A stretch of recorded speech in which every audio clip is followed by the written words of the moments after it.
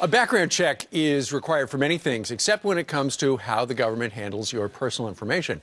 And if some on the left get their way, background checks could soon be ruled discriminatory. Here to break it all down is National Review columnist John Fund.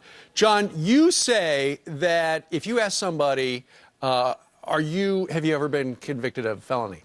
That's discriminatory? It's a racist thing to ask? Well, the Employment Opportunity Commission, which is the federal government's job czar for discrimination, says last year in a guidance, you have to absolutely prove a business necessity in order to ask people questions like that and to conduct a criminal background check. Why is that? Because of a theory called disparate impact, which it says if you have, let's say, 5% of black applicants who have previously been convicted of a crime, 4% of Hispanics, 3.5% of whites, that's a disparate impact. It affected groups differently.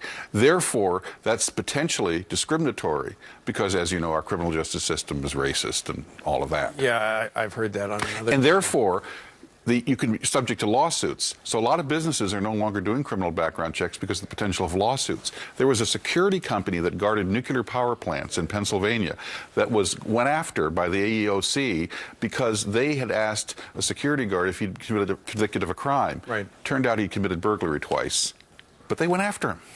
Well, and we heard last week company. on Capitol Hill where Kathleen Sebelius said essentially that, yeah, we might have some felons working as navigators because we didn't do personal background checks on them. In 2010, we had a census, hired 1.4 million workers. They all had fingerprints and background checks conducted on them.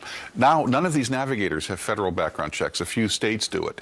And these navigators potentially have access to all of our private data.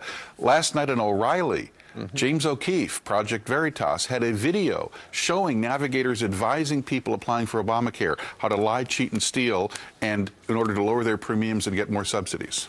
If you'd like to read more about this, you've written a great column over at National Review. John, NationalReview.com. Thank you very much. Thanks.